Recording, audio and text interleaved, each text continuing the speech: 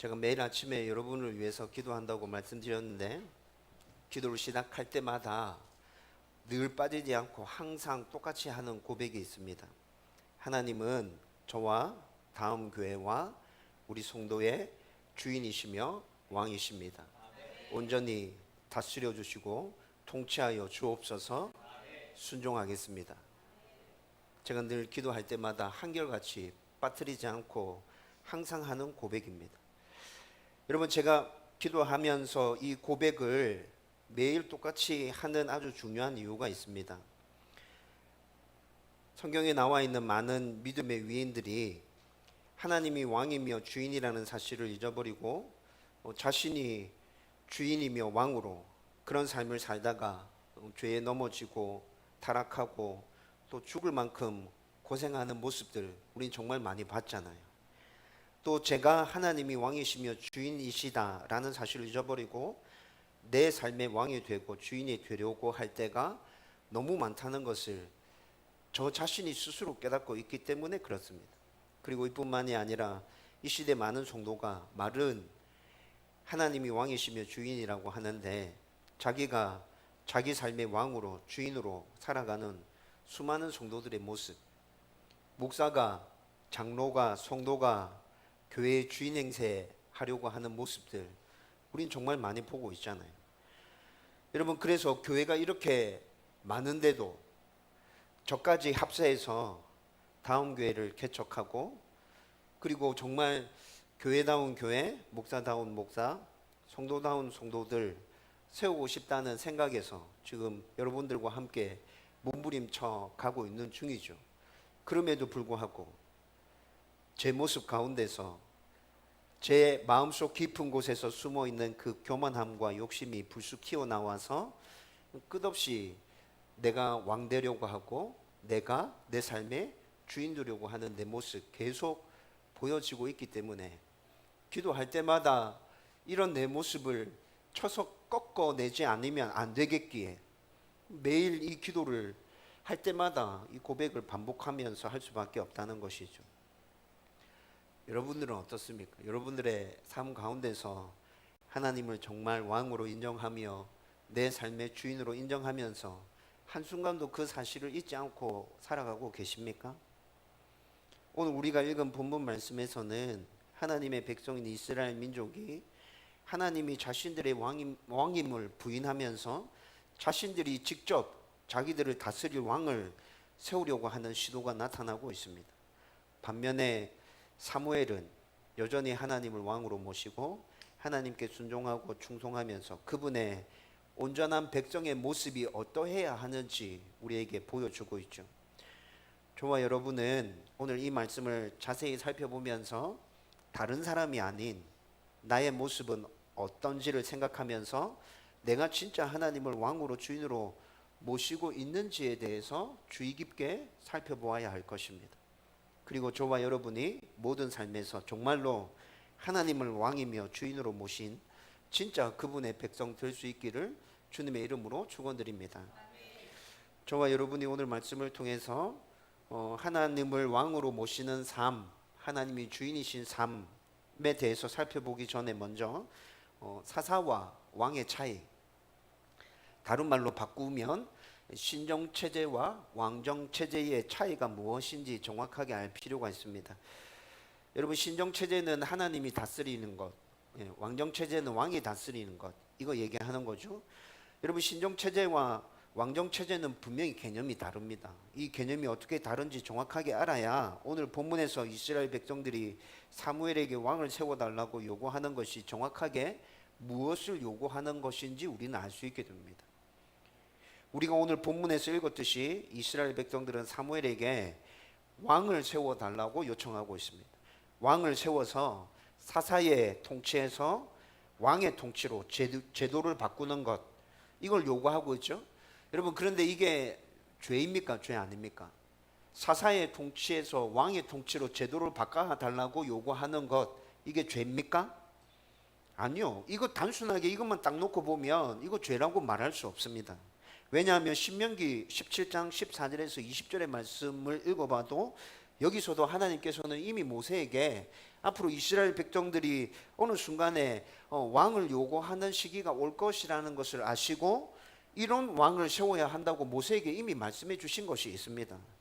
여러분, 이 말씀을 살펴보면 하나님께서 이스라엘 백성 중에서 하나님이 택하는 사람을 왕으로 세워라 라고 모세에게 말씀하고 있죠. 그리고 군대를 의지하지 마라, 후궁을 많이 두지 마라, 은금을 쌓아두지 마라 라고 말씀하십니다. 그러면서 율법책을 옆에다 두고 읽으면서 끊임없이 하나님을 경외하고 순종하는 그 왕, 내가 그 왕을 축복해서 그의 왕위가 장구하게 만들 것이다.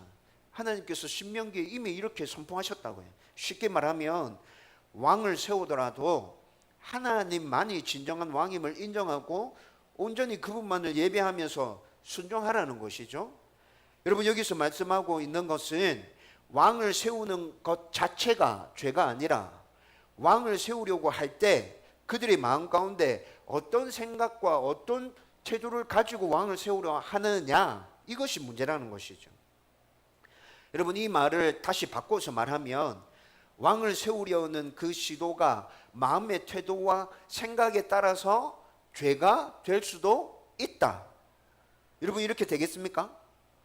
정말 하나님 앞에 순전한 마음으로 하나님이 왕이심을 인정하지만 그럼에도 불구하고 인간 세상에서 우리를 다스려 줄 왕이 필요하기에 하나님, 우리에게 왕을 허락해 주십시오. 그러나 우리의 진정한 왕은 하나님 한 분밖에 없습니다 라고 고백한다면 왕정을 요구하지만 이 요구는 하나님 앞에서 합당하고 타당한 것이 맞습니까? 그렇죠. 제가 지금 얘기하는 게 어떤 의미인지 아시겠죠? 여러분, 그러면 여기서 사사의 통치와 왕정이 어떻게 다른 것인지 우리 좀 자세하게 살펴볼 필요가 있습니다. 먼저 사사라는 제도는 굉장히 독특한 정치 체제입니다. 왜냐하면 사사를 백성들이 선출하는 것이 아니라 필요에 따라서, 여러분, 사사들이 항상 세워졌던 게 아니죠. 필요에 따라서 하나님께서 사사들을 세우셨고 백성들이 법을 만들거나 어떤 관료들이 법을 만든 것이 아니라 하나님께서 이들에게 법을 수여해 주셨고 사사들은 그 법을 백성들에게 전달해 주면서 하나님의 통치에 순종할 수 있도록 그렇게 다스리고 치료하면 됐었다고. 이스라엘은 하나님께서 세우신 사람이 하나님께서 제정하신 법에 따라 다스려 나가는 그런 사회였습니다. 이런 면에서 이스라엘은 분명히 하나님께서 다스리시는, 하나님이 왕인 신정국가라고 말할 수 있죠. 그러나 이런 체제에서 나라의 지리, 행정, 군사, 조직, 이런 모든 면에서 이스라엘 백성들의 참여가 전혀 없이 그냥 하나님께서 모든 것들을 다 결정하셔서 말씀해 주신 것은 아닙니다. 여러분, 출애굽기 18장 말씀 보면 지난번에도 잠깐 언급했었던 적이 있었는데 모세가 혼자 백성들의 재판을 감당하면서 과중한 일로 굉장히 힘들어하죠. 여러분, 이때 장인 이드로가 10부장, 50부장, 100부장, 1000부장을 세울 것을 권면해 줍니다. 그리고 그 장인의 권면에 따라서 모세가 이런 조직들을 다 갖춥니다. 그런데 성경을 읽어보면 이 조직을 갖춘 인물이 모세라고 얘기합니다. 여러분, 그런데 이 말씀을 조금 자세히 읽어보면 하나님께서 모세에게 말씀하신 사람을 일방적으로 임명해서 세운 것이 아니라 백성들 중에서 존경받고 지도력이 인정받은 이들을 세웠다는 것을 알 수 있습니다. 여러분, 이 말이 무슨 말이죠? 여러분, 이 말은 중간 지도자들을 선택하는 데 있어서 백성들의 의견이 어느 정도 반영됐다는 것을 보여주고 있죠. 백성들에게 존경받는 사람, 백성들이 인정하는 사람, 저 사람 정도면 되지. 여러분, 그런 사람들을 뽑았다는 거예요.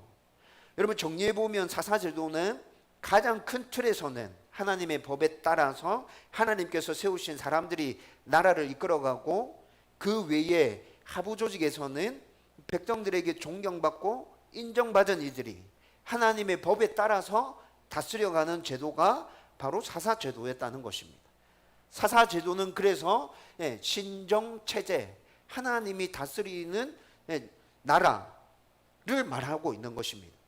여러분, 두 번째로 사사제도의 독특한 점은 이스라엘 백성들이 과도한 세금을 낼 필요가 없었습니다. 사사제도 하에서는. 왜냐하면 자신의 가정과 자신의 일을 돌보는 대신에 나라의 일들을 전적으로 맡아서 관리하는 중앙조직, 우리로 말하면 공무원들, 여러분 이런 구조가 없었죠. 나라가 그들을 부양해야 될 책임이 없었어요. 여러분 이런 조직 체계가 갖춰져 있지 않았기 때문에 나라가 그들을 부양해 줘야 될 책임이 없었으니까 백성들에게 세금을 안 걷어도 되는 것이죠. 여러분 물론 성경을 읽어보면 또 신명기 31장 28절 말씀 보면 모세 시대 때부터 백성들을 관리하는 관리들이 있었습니다. 그런데 이들은 나라에 소속되어 있는 중앙에 귀속되어져 있는 관리들이 아니라 각 지파에 소속되어져 있는 관리들이었습니다. 또 그들이 자기 일을 하면서 공적인 일을 감당한 것인지 아니면 공적인 일만에 종사했던 것인지 분명하게 나타나지 않습니다. 성경을 연구하는 학자들이 추측하기로는 이들도 백성의 존경과 지도력을 인정받는 자들일 것이다.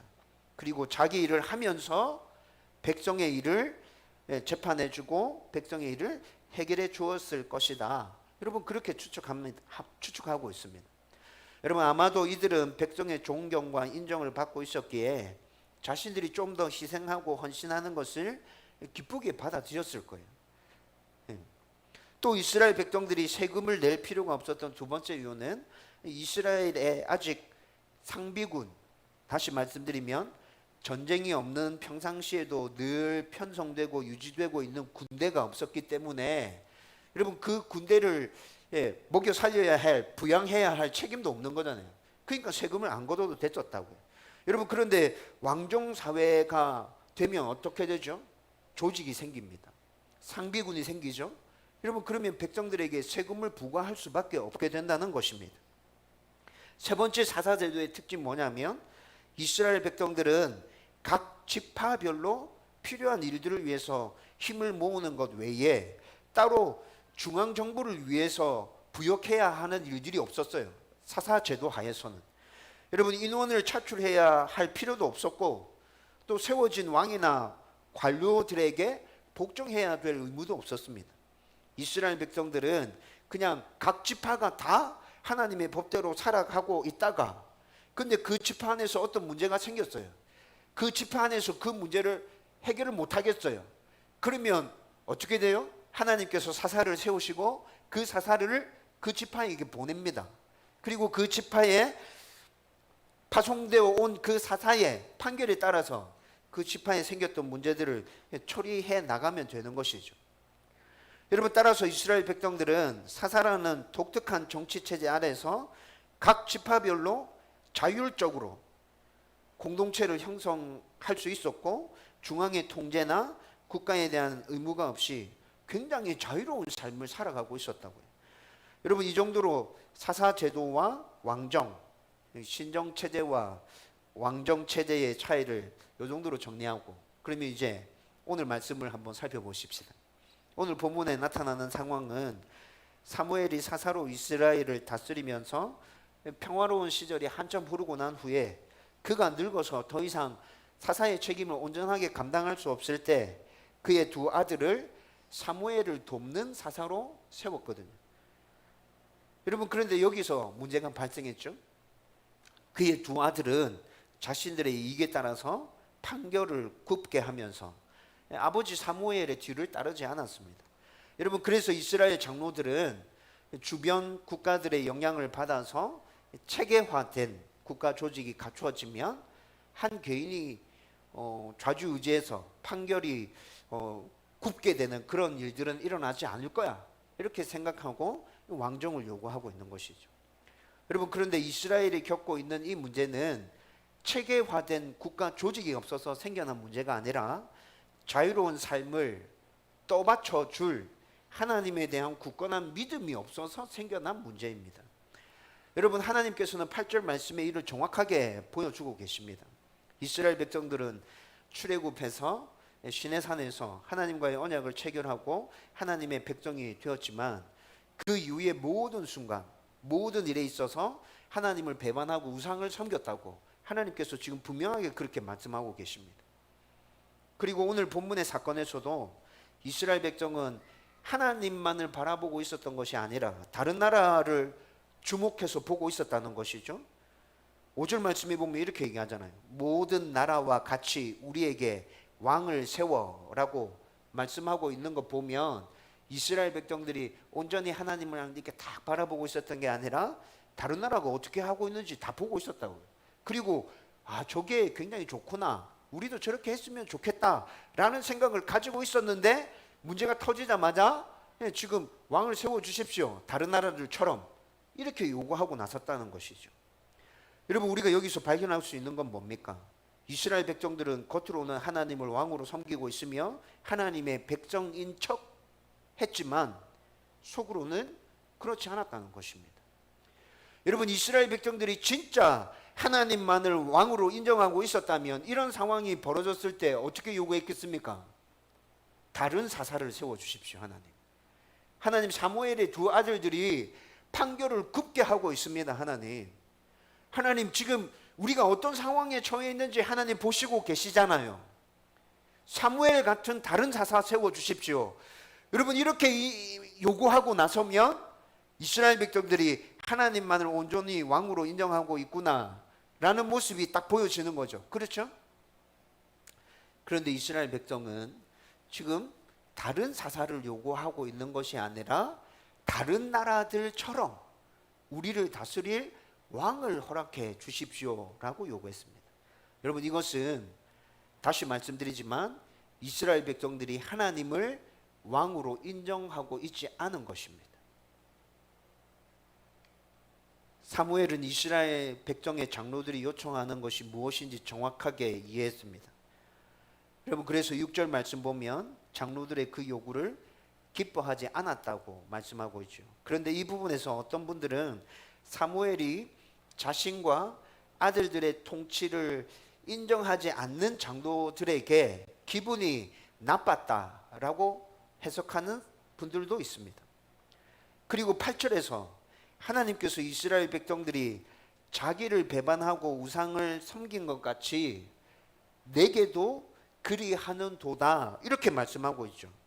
여러분, 하나님께서 사무엘에게 내게도 그리하는도다 이렇게 말씀하는 것을 볼 때 사무엘이 기분 나빴던 게 맞구나 라고 생각할 수도 있습니다. 그런데 이 말씀의 의미는 좀 자세하게 살펴보면 이스라엘 백성들이 하나님을 배반하고 버린 것처럼 사무엘 너도 지금 배반하고 버렸다 이렇게 해석할 수 있다는 것이죠.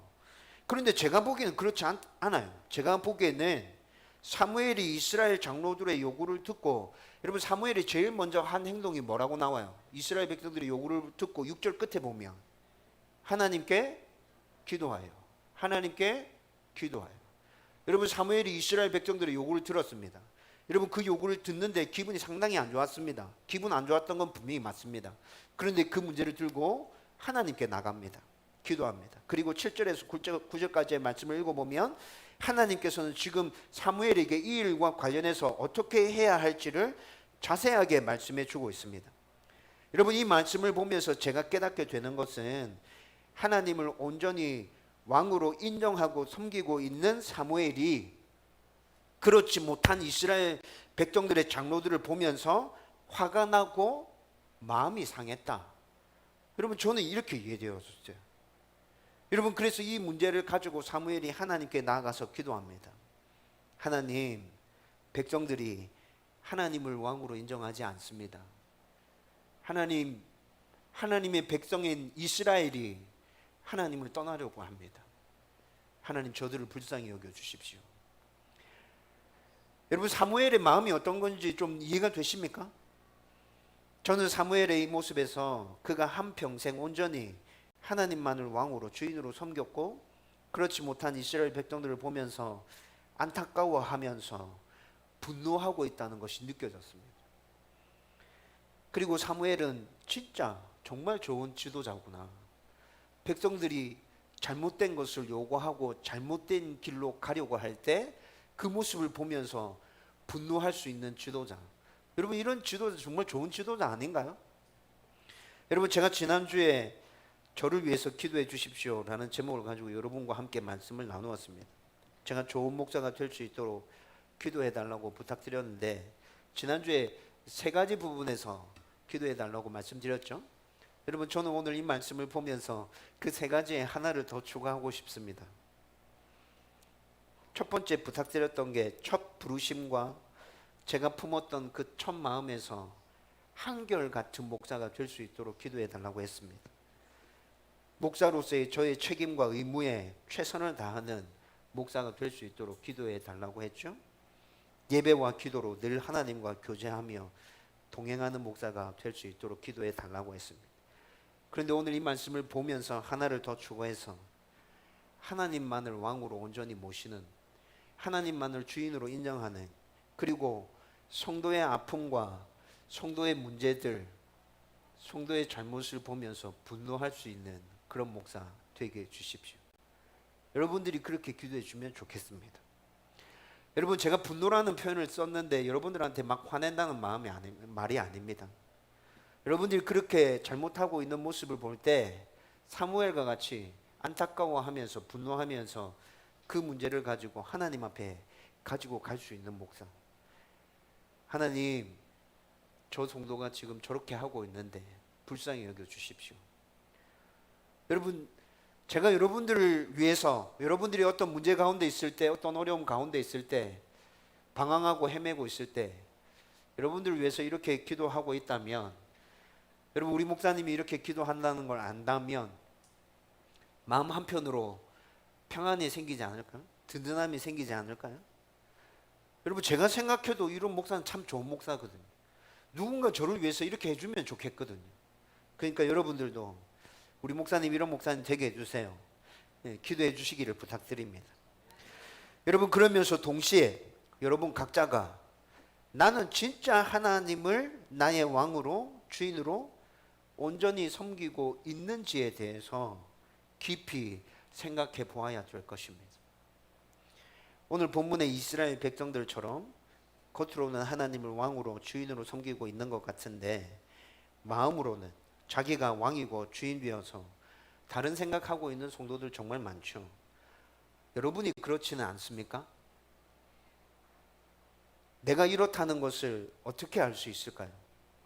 이 질문의 답은 우리가 앞서 살펴보았던 신정체제와 왕정체제에 비교했던 부분들, 그 부분들 다시 생각해 보면 금방 찾을 수 있습니다. 여러분, 신정체제가 왕정체제와 다른 가장 중요한 차이가 뭐라 그랬죠? 하나님께서 세우신 지도자의 통치를 받으면서 하나님의 법에 순종하는 것이라 말씀드렸죠. 여러분, 이 개념을 오늘 말씀과 연결해서 지금 우리가 살아가고 있는 이 상황에서 어떻게 적용하면 될까요? 여러분, 구약시대 때 있었던 제사장, 선지자, 왕, 사사, 이런 직분들은 모두 다 하나님과 사람을 연결해 주는 중보자, 중재자의 역할을 했던 직분들이었습니다.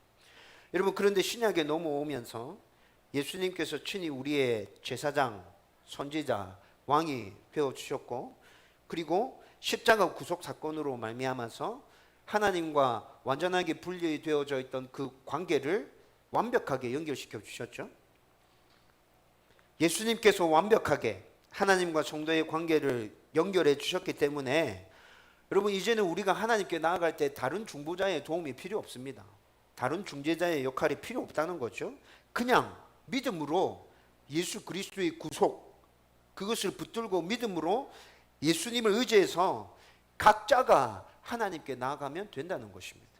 다시 말씀드리면 지금 이 시대 성도들은 제사장, 선지자, 왕, 사사 같은 하나님과 우리를 이어주는 다른 중재자, 중보자는 필요 없고 그냥 우리가 하나님께 나아가면 된다는 것이죠. 그리고 하나님은 구약이나 신약이나 언제나 모든 사람, 모든 만물의 왕이셨습니다. 또 지금 이 시대를 살아가는 우리에게는 이미 하나님의 말씀이 성경도 주어져 있습니다. 따라서 이를 믿고 인정하고 우리 각자가 하나님께 나아가고 하나님의 말씀에 순종하면서 살아가면 하나님을 왕으로 인정하며 살아가는 주의 백성이 맞다는 것이죠. 여러분, 이렇게 설명해 드리면 굉장히 어려워하는 분도 있을 것입니다. 목사님 지금 얘기하는 거 무슨 얘기인지 알겠는데요. 근데 그게 삶 속에서 구체적으로 어떻게 드러나냐고요.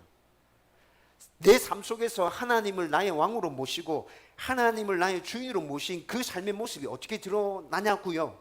이렇게 질문하고 싶은 성도 계실지 모르겠습니다. 여러분, 이 질문에 대해서 분명하게 확인해서 찾을 수 있는 답이 있으면 좋겠는데, 이런 생각을 혹시나 하고 계시는 분이 있을까봐 저의 경험을 통해서 여러분들에게 이 부분에 대해서 좀 확실하게 말씀드리려고 합니다.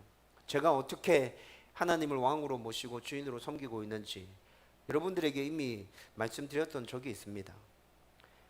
여러분이 정말 하나님을 왕으로 주인으로 섬기고 싶다면 삶에서 생기는 중요한 문제와 결정들 모두 다 하나님께 묻고 하나님께 주시는 말씀에 순종하십시오. 이렇게 하려고 하면 늘 말씀을 읽고 큐티하고 기도해야 할 것입니다. 어떻게 생각해 보면 하나님을 왕으로 주인으로 섬기고 있다면 말씀을 읽고 말씀을 묵상하고 또 기도로 하나님과 늘 대화하고 있는 것은 너무나도 당연한 것 아닌가? 이런 생각이 들기도 하지만 이렇게 하지 않는 성도들이 정말 많습니다. 그래서 중요한 문제와 결정에서 하나님의 말씀이 구체적으로 나에게 들려오지 않는 것이죠. 여러분, 우리가 성도로 살아가면서 어떤 중요한 일에 부닥쳤을 때 하나님의 인도함을 받고 싶은 생각은 모든 성도에게 다 똑같이 일어나는 것입니다. 근데 여러분, 그 순간에 하나님께 인도를 요구하면 하나님 말씀해 주시던가요? 성훈아, 이거 이렇게 해야 된다, 이렇게 말씀해 주시던가요? 아니요, 그렇게 말씀해 주시지 않죠.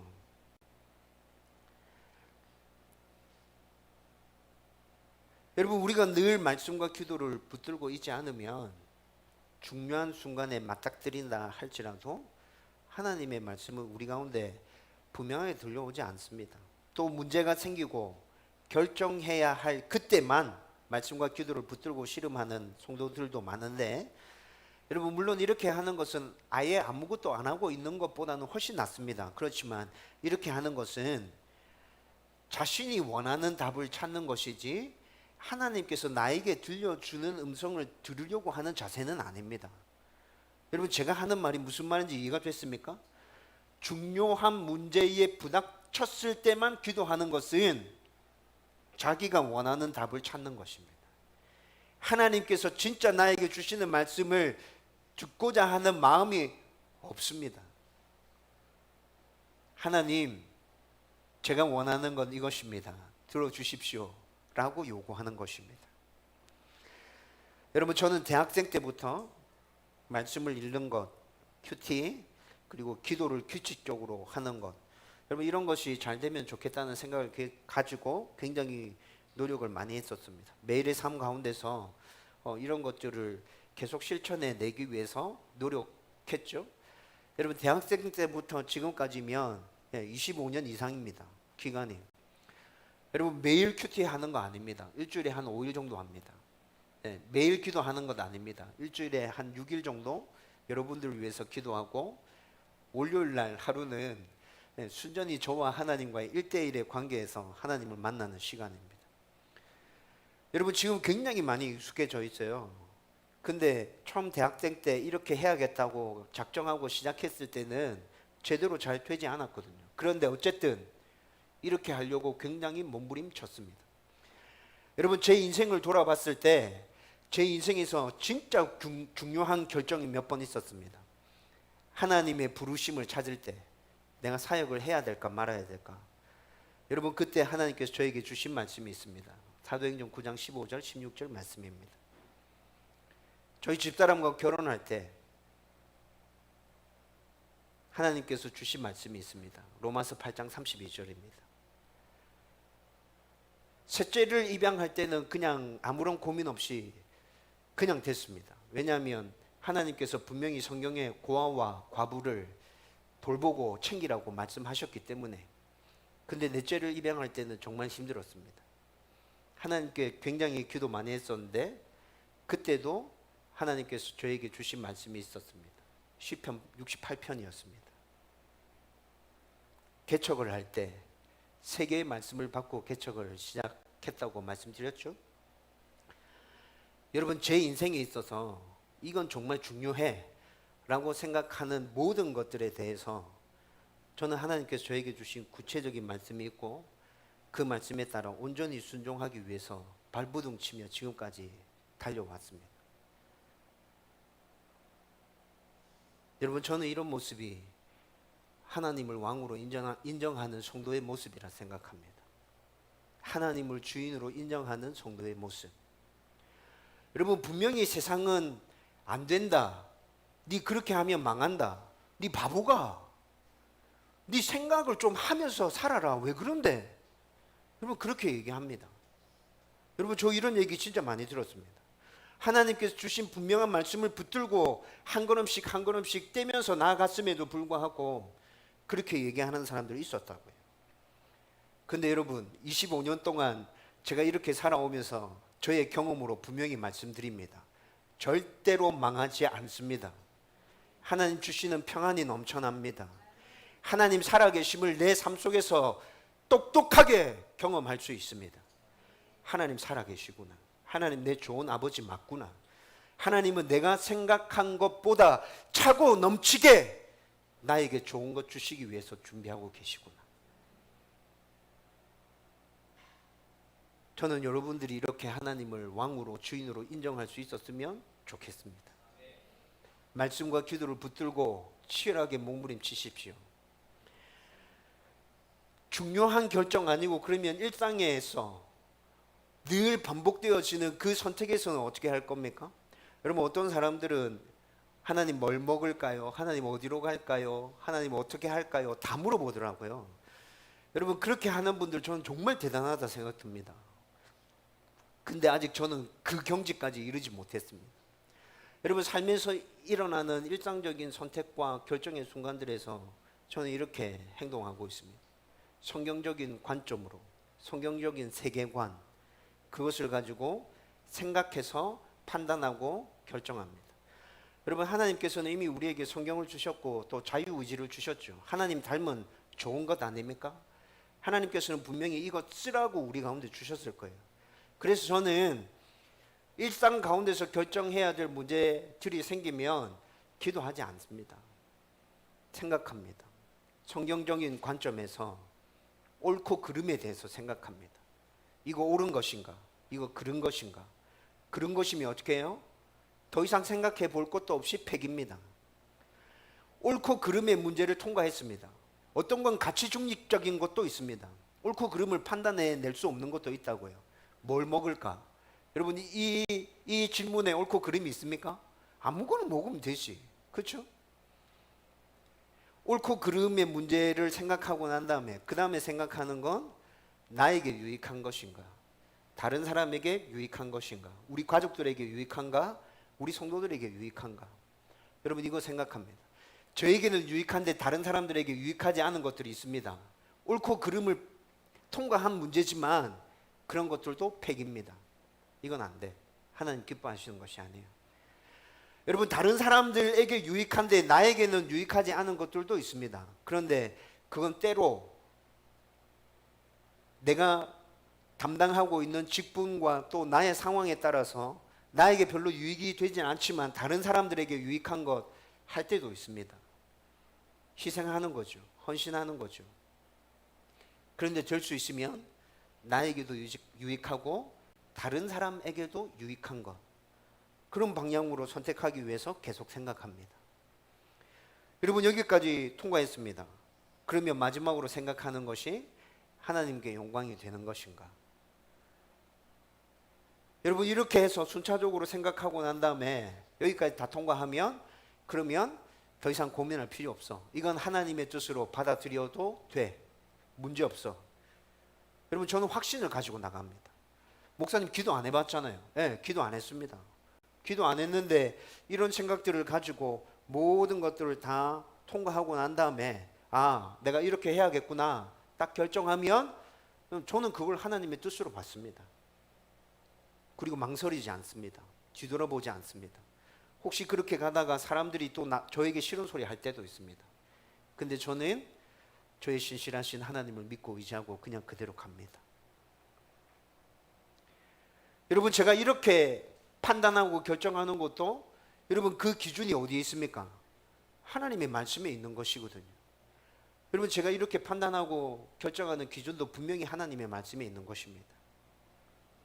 저는 이렇게 하는 것이 하나님을 나의 왕으로, 나의 주인으로 인정하고 있는 모습이라 확신합니다. 여러분, 제가 이런 방식으로 하나님이 저의 왕이시며 주인이심을 인정하고 고백하고 있는데, 저는 여러분들도 저와 같은 방식으로 하나님을 왕으로 주인으로 인정할 수 있었으면 좋겠습니다.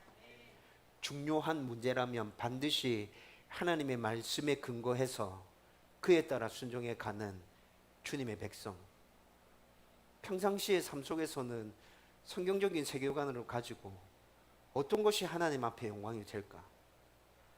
나의 삶 속에서 어떻게 나는 하나님의 나라를 세워갈 수 있을까?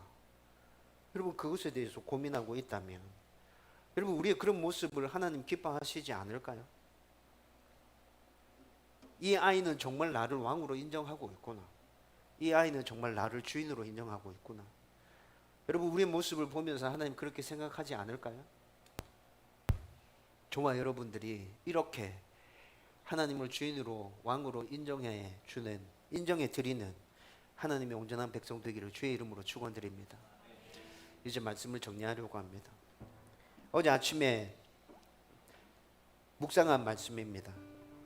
바울이 고린도 교회 성도들에게 어제 말씀 마지막 절이었어요.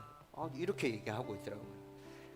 내가 그리스도를 본받는 자가 된 것 같이 너희는 나를 본받는 자가 되라. 여러분, 예전에 이 말씀을 보면서 굉장히 부담스러웠습니다. 바울은 도대체 어느 정도였기에 성도들에게 이렇게 담대하게 얘기할 수 있을까? 내가 그리스도를 본받는 것처럼 너희도 나를 본받는 자 되라.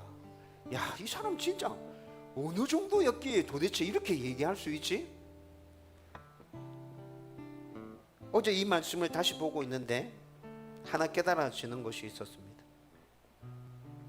그가 완벽해서가 아니라 하나님을 향한 그 몸부림이 끊이지 않고 있기에, 그 몸부림이 끊이지 않고 있다는 것을 그가 너무 잘 알기에, 너희들도 이렇게 살면 하나님의 자녀가 맞아, 예수를 닮아가는 삶이 맞아, 이런 차원에서 나를 본받는 자가 되라고 말씀한 게 아닐까?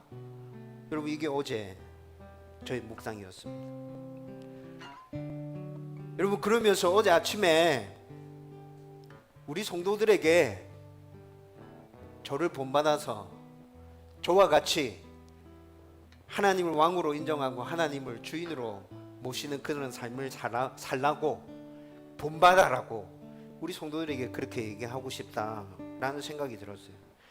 여러분, 제가 잘하고 있다는 의미가 절대 아닙니다. 여러분, 저는 늘 말씀드리죠. 좋은 목사 되고 싶어서, 좋은 성도 되고 싶어서 제가 먼저 그냥 치열하게 몸부림치고 있는 것입니다.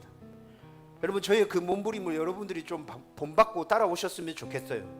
여러분, 저 혼자 가는 것보다 여러분들과 함께 같이 가면 저도 훨씬 짐이 가볍잖아요. 여러분, 저와 여러분들이 그렇게 함께 가고 있으면 하나님께서 다음 교회를 보면서 진짜 이 교회가 작은 교회지만 내 자존심을 살리고 있다, 하나님께서 그렇게 인정해 주시지 않을까요? 여러분, 그런 차원에서 저를 본받는 자 되십시오 라고 부탁드리고 싶다고요. 말씀과 기도를 붙들고 하나님을 왕으로 주인으로 온전히 섬기고 순종하면서 살아가면 성경에서 분명히 하나님 주시는 은혜와 복이, 평안이 넘쳐난다고 말하고 있잖아요. 여러분, 왜 자꾸 다른 곳에서 하나님의 은혜와 복을 찾고 계시죠? 저는 이런 부분에서 굉장히 좀 답답한 마음이 있어요. 분명히 성경에 하나님의 복이 이곳에 있다고 말씀해 주는데 성도들이 그렇게 하나님의 복을 받고 싶어 하면서 왜 다른 곳에서 방황하고 있을까? 왜 하나님 말씀해 주신 그 방향으로 가지 않을까? 세상은 비록 순종하면 망한다고 말하고 있지만 절대 그렇지 않은데, 그거 사단의 거짓말인데, 사단이 우리에게 거짓말하는 건데, 그냥 순종해서 따라가면 하나님 은혜가 넘쳐나는데, 평안이 넘쳐나는데 여러분 진짜 진심으로 여러분들에게 부탁드립니다. 말씀과 기도를 붙들고 하나님의 왕, 하나님의 주인 되심을 인정하기 위해서 같이 몸부림치십시다. 포기하지 마십시다. 여러분 그렇게 살아가다 보면 하나님 내 삶 속에 정말 살아계시고 주인으로 좌정해서 다스리고 통치하고 있다는 것 여러분 깊이 깨닫게 될 것입니다. 이 은혜가 저와 여러분들 가운데 넘쳐나기를 주님의 이름으로 축원드립니다.